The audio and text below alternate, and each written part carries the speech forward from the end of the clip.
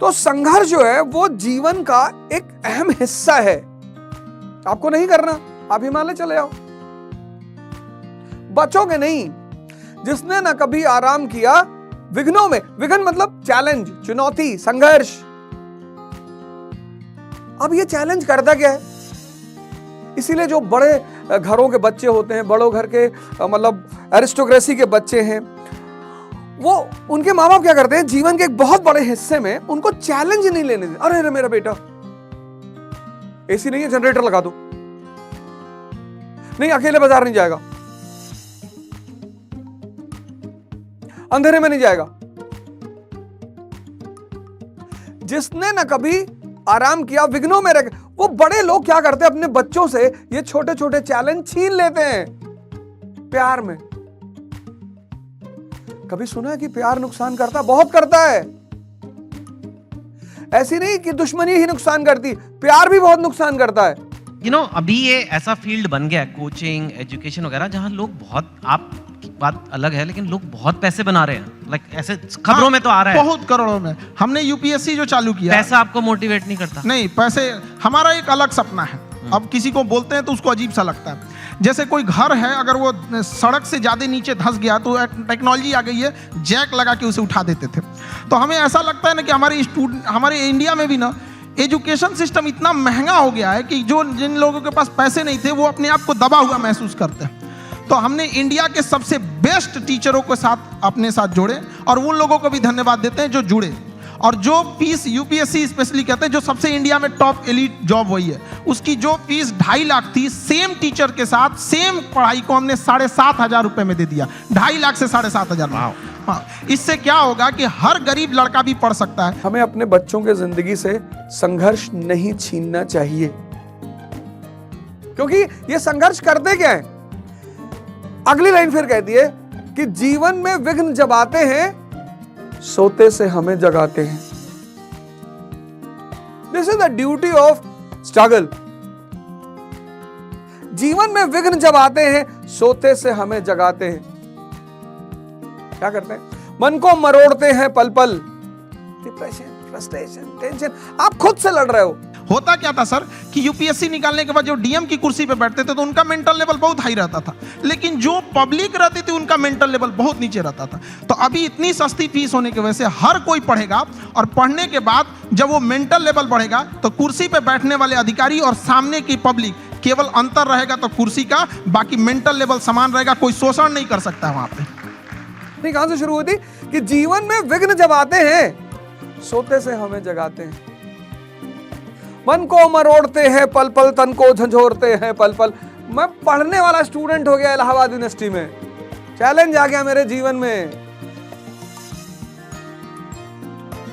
Challenge लेने का शौक है हमको।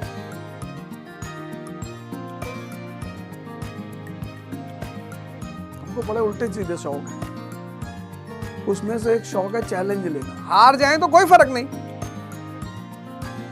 इस जीवन में हार जैसी कोई चीज होती ही नहीं।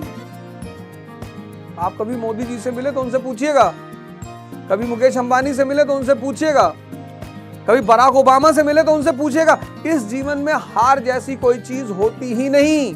Very nice. मैं आपसे पूछना चाहूंगा, इनफैक्ट यूथ जो है आज, भारत का यूथ है, कोई एवरेज लड़का है, लड़की है, चाहे बिहार में है, चाहे असम में है, तमिलनाडु में, कहीं भी हो सकती है, वो लाइफ में आगे बढ़ना चाहते हैं, ठीक है, और पढ़ाई एक जरिया है, पर आप उन्हें ओवरऑल क्या मैसेज दोगे? क्या करना चाहिए इंडिया के यूथ को जो लाइफ में अपने आप को ऊपर जाना चाहता है, स्पेशली जो हो सकता है हिंदी बोलने वाले बैकग्राउंड से हो, हिंदी मीडियम से हो, ब्लू कॉलर से वाइट कॉलर जाना है, अपनी औकात पार करनी है, जो आपने इतनी ऐसे पार किया कि मतलब 107 करोड़ हो गए नहीं चाहिए, मतलब दैट लेवल तक डेफिनेटली आपके पास लेसन्स हैं बच्चों को देने के लिए, उनको आप क्या बोलोगे? देखिए, आजकल के लड़कों के पास ना डिस्ट्रैक्शन बहुत ज्यादा हो गया है। वो मोबाइल में घुस रहे हैं तो उधर ही घुसते रह जा रहे हैं, पढ़ रहे हैं, ऊपर से एक नोटिफिकेशन आया व्हाट्सएप, उस पर कोई लिंक खुला, उधर ही के उधर ही रह जा रहे हैं। तो पहली बात कि लड़कों को अपने आप में एकदम श्योर रहना चाहिए कि अगर हमें डिस्ट्रैक्शन से बचना है मोबाइल, तो उसका डिसाइड करो कि भाई हमें अगर 2 घंटे चलाना है तो चलाओ, लेकिन एक फिक्स फ्रेम होना चाहिए कि 2 से 4 चलाएंगे, उसके बाद किसी का कॉल आएगा नहीं उठाएंगे, चाहे कोई भी हो। तो उस टाइम फ्रेम के बाद उनको नहीं होना चाहिए। सर माना जाता है कि आईएएस इंडिया की सबसे पावरफुल जॉब है, तो जो जॉब अपने आप में इतनी पावरफुल है उसके लिए इतनी मोटिवेशन देने की क्यों जरूरत है? वो तो अपने आप में काफी मोटिवेटिंग चीज हो गई। नहीं, तपस्या करते वक्त कभी कभी आदमी को दुख भी होता है।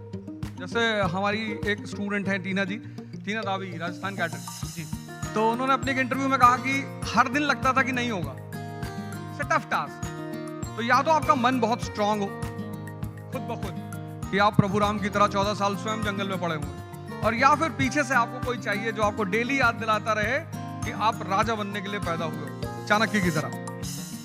दूसरा, आजकल और भी कई प्रॉब्लम, लड़कों के अंदर में आइडियाज बहुत है, मुझे ये करना है, सपने बहुत, एम्बिशन, एग्जीक्यूशन नहीं। अरे भैया करो ना, जब करना है तो चालू करो उसको। यहाँ पे तो टाइम टेबल बनाएगा, जिस दिन टेंशन में आएगा ना, टाइम टेबल बनाया, आज हमको पढ़ना है, और रेक को साफ करेगा, किताब वगैरह उसमें अच्छे से रखेगा, 2 दिन फॉलो करेगा, उसके 15 दिन बाद कहेगा तरीका, फिर बनाते हैं टाइम टेबल, वो गड़बड़ हो गया था, आप थोड़ा सा अच्छा वाला बनाना है। तो ऐसा नहीं करना चाहिए। सारे लड़कों को अपना स्ट्रेंथ भी देखना चाहिए। अगर सब लड़के एक जैसे नहीं होते हैं, जिस चीज के लायक है उसमें तैयारी करना चाहिए। शुरुआत में कहीं पे भी एक पहले अपना एक गोल सेट कर लेना चाहिए कि हमारी यहाँ से जरूरतें पूरी हो जाएंगी, अब इसके बाद हमें अपनी ख्वाहिशें पूरी करनी है शुरुआत से। अब जैसे गरीब के घर का लड़का उसकी रिस्पॉन्सिबिलिटी के चक्कर में अपने स्किल को मार देता है। एक गांव का लड़का है, इतना बेहतरीन डिजाइन बनाया, आर्ट बनाया, पेंटिंग, लेकिन वो क्या कर सकता है गांव का लड़का? उसके यहाँ घर वाले कहेंगे कौन सी पेंटिंग बना रहा है। तो वो ऐसा नहीं है कि स्किल्ड हर जगह। तो लड़कों को भी पहले एक जगह सेटल हो जाना चाहिए यहाँ, उसके बाद पूरी उम्र बची है अपनी स्किल को निखारने के लिए। Very nice, very nice. अगर एजुकेशन में 2 चीज नहीं है, क्यूरियोसिटी और लर्निंग, तो इट इज अ वेस्ट। तो मेरा मानना ये है कि बायसनेस नहीं है, एजुकेशनल पैटर्न, मतलब हमारा जो पढ़ाने का तरीका है, हम लोगों को रटा रहे हैं।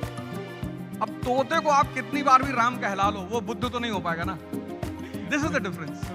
सर आपने लर्निंग की बात करी और आपका जो शिक्षा देने का जो स्टाइल है वो बड़ा अच्छा है और आप बड़ा यूथ से बड़ा अच्छा कनेक्ट करते हो, पर युवाओं की एक शिकायत है कि जो समय पढ़ाई का है वही समय प्यार करने का भी है।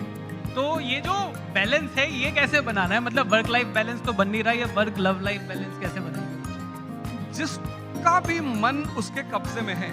जैसे मैं अपने स्टूडेंट से बोलता हूँ, कई बार लोग क्लास में पूछते हैं सर अफेयर करना चाहिए, तो मैंने कहा यार if you are lying down in lap of a girl and you are thinking about national income, तो करना चाहिए कि आपका मन किसी चीज से डिस्टर्ब नहीं हो रहा है।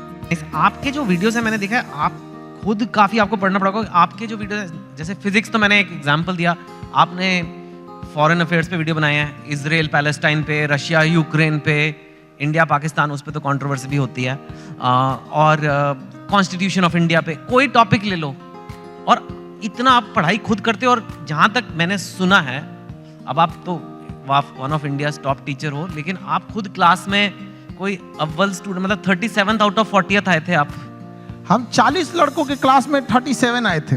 मेरे टीचर परेशान रहते थे कि मेरे स्कूल पे ये धब्बा बन जाएगा। हम उनसे कहें कि सर क्यों परेशान है, चांद फेमस है अपने धब्बा के लिए। कभी कभी जैसा एक बार मुझे बड़ा रिप्रिमेंड किया गया कि एक लड़के ने मुझसे पूछा कि सर कितने घंटे पढ़ना चाहिए। तो मैंने उससे पूछा कि गर्लफ्रेंड है? उसने कहा नहीं है। मैंने कहा मैं नहीं बताऊंगा। तो उसने मैनेजमेंट जाके शिकायत कर दी कि साहब my father has sent me here to study and mister Roza was saying you should have a girlfriend. तो मैनेजमेंट ने मुझे बुलाया, उसने लिख के दिया अर्जेंट। मैं समझ गया कोई कांड हुआ है। He was also standing there. तो मैनेजमेंट ने कहा Roja why you talk like this. मैंने कहा सर मैंने इससे सिर्फ इतना पूछा था कि यू हैव अ गर्लफ्रेंड। इसने सर ये तो नाराज हो गया। मैं इसको ये बता रहा था कि जैसे पार्कों में लोग बैठे हैं कपल्स, सुबह 8 बजे से रात 8, वहां तो वो समय नहीं पूछते, तो पढ़ाई में क्यों पूछ रहे हो? मेरा कहने का मतलब ये था कि जहां भी मजा आएगा वहां आदमी टाइम नहीं पूछेगा जी। तो you should love what you are doing, you should be passionate about your work. आप सब कुछ करोगे।